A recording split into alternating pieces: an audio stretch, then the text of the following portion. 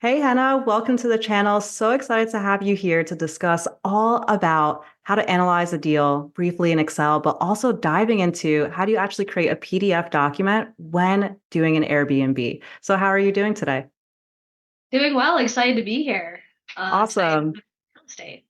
Before we dive all into that, want to hear a little bit about your background and how you got into real estate. Yeah, I work in private equity, right? I got into real estate since I work a 9 to 5 job and I work a lot of hours. And I eventually wanted to work because I wanted to, not because I had to. So going to real estate gives me a nice hobby to do on the side, but also this job, the security that I need, the Love volatile that. I work in. Yeah. And a little bit of a background for the viewers. We went to our undergrad together at Rutgers University, did a couple of courses together, and we both have a very similar attention to detail. So, with that, love for you to share your screen and dive into first off that first deal that you had and how you start to think about the numbers from the perspective of someone who's very detail driven. Yeah. When I had to buy my first rental property, I was a little nervous. There's a lot of numbers and analytics involved that I wasn't aware of, and nomenclature that was kind of confusing. Like, what does interest buyback mean or appraisal gap? So, what really helped me is kind of creating an Excel sheet with step by step breakdown of the different costs I would have to incur. Initially when buying the property, but also, how to calculate the cash flow itself, estimating what I think the various expenses would be and what income I would be bringing in and how that would kind of break out. So by being detail oriented and being able to make sure that, the cash coming in was going to make up for a good percentage of the cash coming out, was kind of how I was able to hone in on a good rental property. Excellent. And this rental property that you were looking at, what market was it? Were you looking at single family, multifamily? I was looking at a multifamily property technically because there was a main home and then a studio also in the back. Ooh, well, two for one. I like it. And your market is Tampa, correct? Yes, the Ybor, which is the historic center in Tampa. Yes. So you are looking for both cash flow, but also you have a heavy attention to appreciation, right? Yes, one of the main reasons I invested in that area was I knew that there were development plans in the next couple of years to build a huge center called Gasworks. And so knowing that that was coming up, I knew I was going to get appreciation. And luckily, with the studio in the back, I was able to also get some increased cash flow. Excellent. And you did a lot with your first deal, right? So it was a flip from what I understand, which you didn't flip it yourself, someone else did. So it's technically turnkey ready to go, but you wanted to add additions for it to be even more viable and a great rental for people to want to live in. Could you list a little bit of some of the things that you did to improve upon the home? Yeah. We put in a French drain around the back of the studio to prevent some flooding.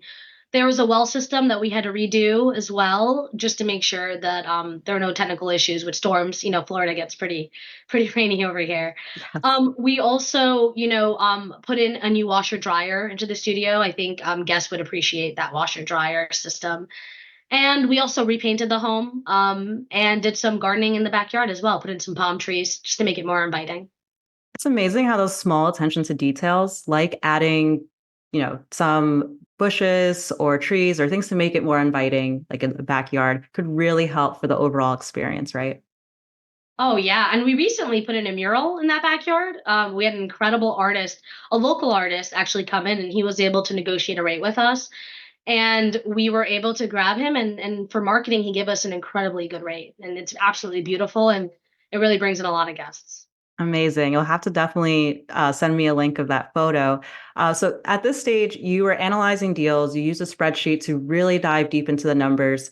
And although this property cash flowed, you did transition over to Airbnb. So explain a little bit of what made you decide to do that flip. Yeah, I mean, listen, Airbnb is a lot more work than rentals, for sure, from day to day. But at the end of the day, I was able to ensure maximum occupancy, right? Versus when you're renting, if you have a tenant leave, it takes about a month or two to find a new tenant and verify them. At least this way, I guarantee I'm going to get income, as long as I'm posting and constantly keeping the Airbnb maintained. And do you maintain the Airbnb yourself or do you have it managed by someone else? Luckily, I found a really great property management company that was able to do it at a good rate, and they manage it for us. And I think the key thing to watch out for is finding a property manager that's able to have good algorithms and analytics to maximize your demand for your Airbnb and like manage price sensitivity due to elasticity of demand, especially in the Florida markets. Yeah. Definitely. And we had a discussion because I ended up transitioning my rental into an Airbnb as well. And it was astounding how many people, property managers, are in the space for maybe even decades, and yet they don't use analytics at all, which is great to have a pulse on the market. But at least for people like us, we need that concrete evidence to see what our pricing is going to look like. Yeah, definitely. I mean, I talked to 15 property managers, which I know sounds excessive, but if you know me, I go a little bit too hard on analytics. And I create a spreadsheet. I compared a lot of property managers, and what really got me was the analytics piece, but also, how responsive and hungry they were. Because some Yeah. property managers get a lot more relaxed and they are more lackadaisical about managing the property and promoting it. And so I wanted somebody that was more eager. So that really helped a lot. Yeah, I think it also helped with us both bringing our rentals to the property manager because now it's like instead of okay, it just was one random person with one single rental, now there's three because you have your two units and then my unit, which helps. So I think that's really good advice for anyone who's looking to get into the Airbnb space or even just a rental. When you're looking at property managers, if you could partner with other investors to bring your portfolios together, it really helps. So for you, Henna, what are some questions that you think maybe a newbie looking to get into Airbnb can ask a property manager to help vet them pretty quickly? Yeah, I mean, I think number one is how are they managing pricing, right? Are they doing research and looking at similar properties? Are they just throwing out numbers out there and seeing what sticks? And are they constantly adjusting it, right? If you don't have anyone renting your taking out your property on Airbnb that week, as you get closer, are they adjusting the price lower, higher, and how are they managing that? I think number two is definitely look at their rating on Airbnb. If you go on Airbnb hosts, you can see that the hosts themselves get like a 3, 4, or 5, rating. And so making sure they have a high rating is important because a lot of folks in Airbnb will filter based Yeah. on ratings and the property ratings. So incredibly important to make sure they're maintaining good ratings. Great piece of advice. So at this stage, I see you have some more tabs here. So you've expanded your research a bit more as you decide to go towards an Airbnb. Yeah. What were some of the points that you looked at data wise to make that switch? I definitely did comps on my own. It's one thing to ask a property manager, hey, what do you think I could get on this Airbnb, right? On a nightly rate basis, or, looking at, and particularly in the Florida market, seasonality, right, as well. But I wanted to confirm myself. So I used sites like Mashvisor or Airbnb. There's also a site with Airbnb comps as well. AirDNA is a great one. Yeah. And so I went on those two sites and I went on Airbnb myself and actually went to VRBO as well and looked on the map where my property was located and looked and filtered based on, square footage, bedrooms, bathrooms, age of the property. And I created a spreadsheet that basically said, for example, here's a tab here. Let me Here, I looked at various addresses, the distance, price, square footage, and I basically, I color coded based on what were the closest, and then Mhm. I adjusted my pricing based on that.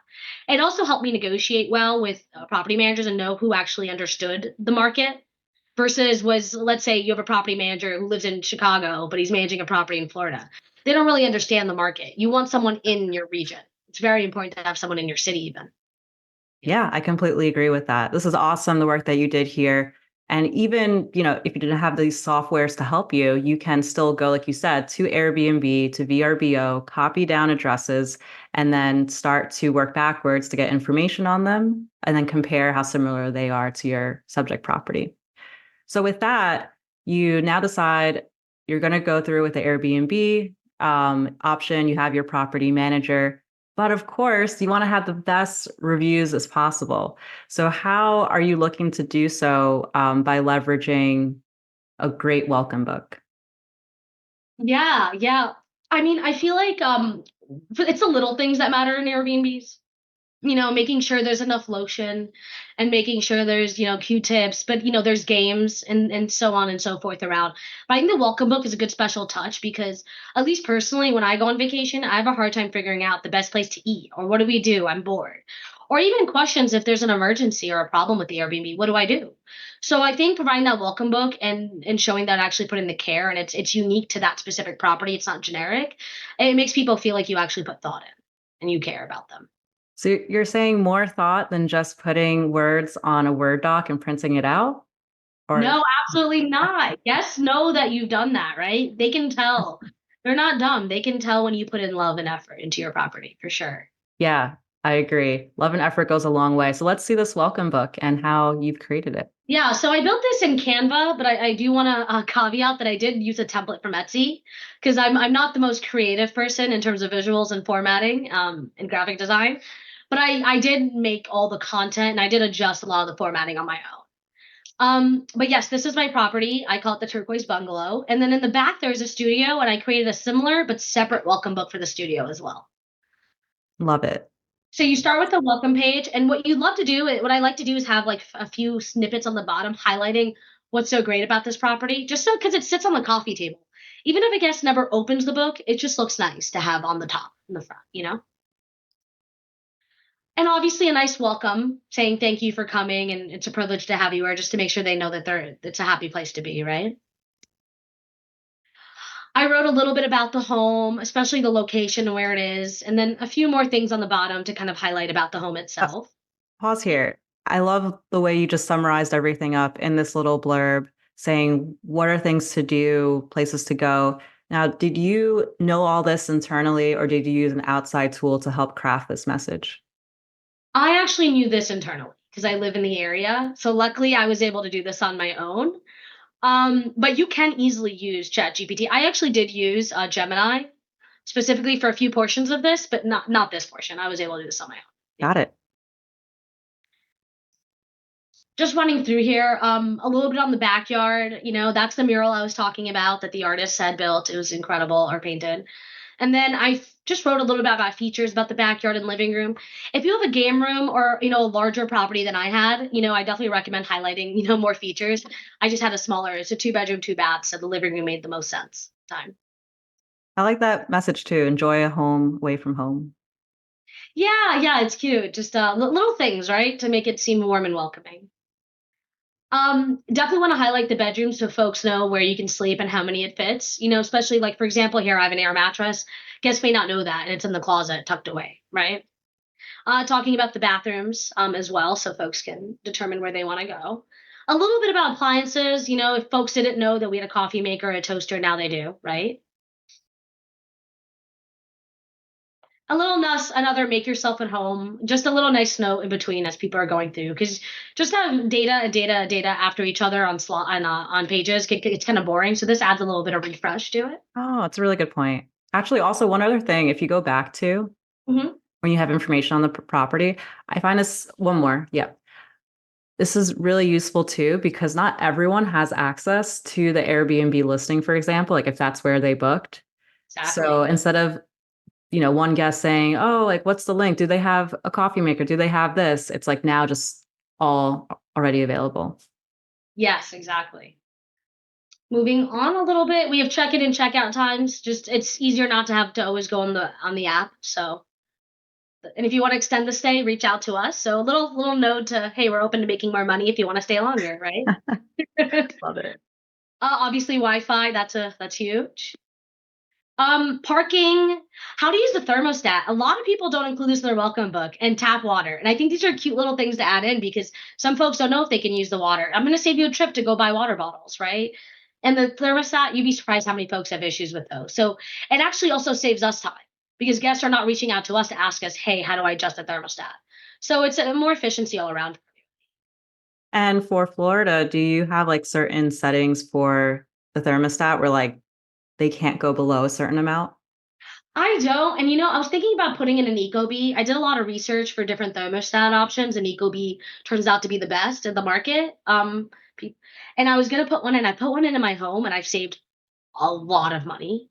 So I was actually considering it, but I haven't made the upgrade yet. Thanks for the Okay. reminder. I Well, if think they have a 2-for-1, maybe we can both you'd get be it. shocked how much you save. And I can adjust it from home as well on my app. So if I know I have no guests there, I can turn it off. I Nice. really could invest in it because at my house it's done wonders. Excellent.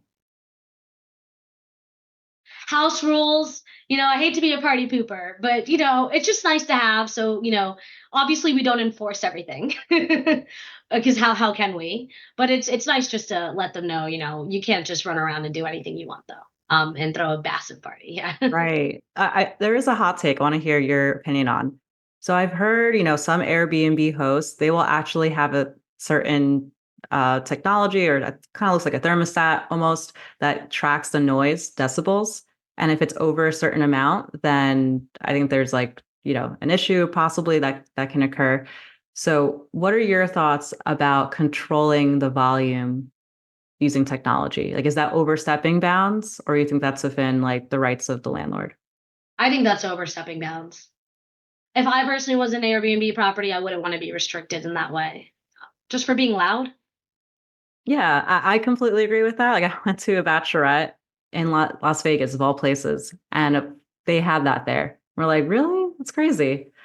So we just Yeah. went outside if we wanted to talk loud. But I agree with you. You're there to relax. You're to be there to be on vacation. You're there to enjoy yourself. If you want to be loud, you can be loud. Obviously, if you're having a massive party, that's one thing. But being loud isn't congruent with party always, Right. right? And so that's unfair. Moving on, amenities. Just good to have a little like, hey, if you're hanging out, here's some things you can do. We have some grills, fire pits, and things like that. Oh, this is a great page. I think some folks get confused using some electronics and appliances, right? Once again, we put the AC here, but obviously the washer dryer, the TV, and the coffee machine, just explaining how you can use things. Once again, saves us time and saves them time, right? Yeah, I like this. Trash and recycling, very simple. If it was required to bring it out, they technically we don't require it, but it's nice to have if they're able to do it. In case of emergency, of course, right? I think this is great to have as well. Moving through, getting around. So making sure people know where they can go to by car, by foot, we have a trolley in the neighborhood that I purchased this property in. So that's I've also, never seen this before. This is amazing because yes, you can have just a full list of things to do, but by showing transportation as well, like how people would get to and from, is really useful. and this is a map not only of, where my property is, which is closer to this area, but a map of the whole downtown. So folks can also see that there's a lot more to explore. Yeah, and then they won't leave that review. There's nothing to do because if they were to go through this booklet, they can see all of the options of the activities that they can do. Yeah, exactly. That, and I also have a fun things to do page.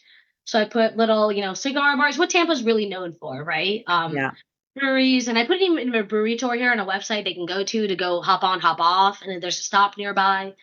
So little cute things so they know that they can go walking distance as well where they want to go. I also have places to see, little locations like the beach or the city, right? And some river walks and parks. Some restaurants, these are some of my favorites for sure. But you don't want to just put high-end restaurants on here because not everybody wants to eat at a nice restaurant every day, right? So it's important to also have quick bites. oh, And yes. so this is why I separate the two because it doesn't really make sense to combine them. Sometimes folks just want a sandwich. Renee's Mexican Kitchen, hands down, one of the best. Yeah, that's the best recommendation in the whole book. I'll tell you that for sure. And then bars, of course. And what I've done is, especially with the bars, I've separated into four different types of bars, right? If you want cocktails, go here. If you want dancing, go here. Live music, and then nightlife. Because Wow. not everybody wants the same thing when they go out. So at least this way I've segmented based on needs.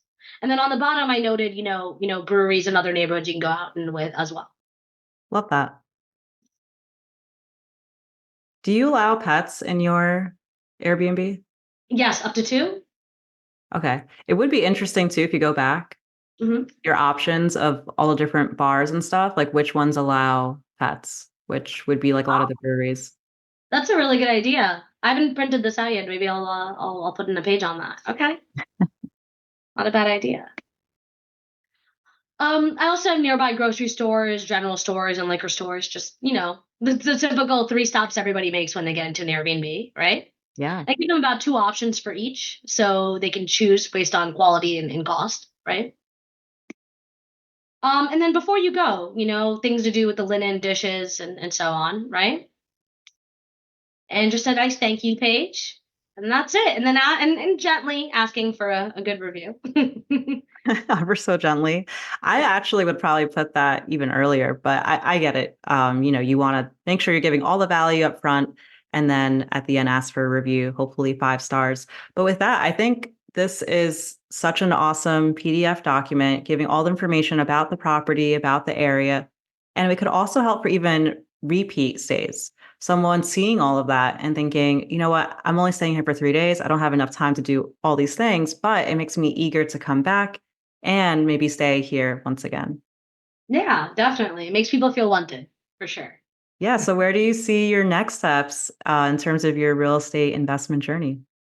Yeah, I mean, the house I'm currently living in now, I'm going to be Airbnb-ing. Already did some assessment on comps. I think it'll do well. So I'll move out of this home, Airbnb it, and then move into my next home, which potentially would Airbnb in a couple years. Love it. Get that owner occupied loan, live in it Exactly. for a little bit, and then move on to the next. Optimize cash flow. Cash is king. Well, thanks so much, Henna, for giving a deep dive of how you analyze deals, both rental, Airbnb, as well as how you created that PDF document to really make your Airbnb stand out. And for those who want to just reach out, network about investing, and maybe even get a preview of that PDF document, how would they do so? Yeah, they're welcome to reach out to me via email at hennacaronia@gmail.com. I'm happy to share the PDF. Maybe Ariel, I can give you a link and you can share it with your user base. Awesome. Thank you so much, Henna. Pleasure having you. Appreciate it.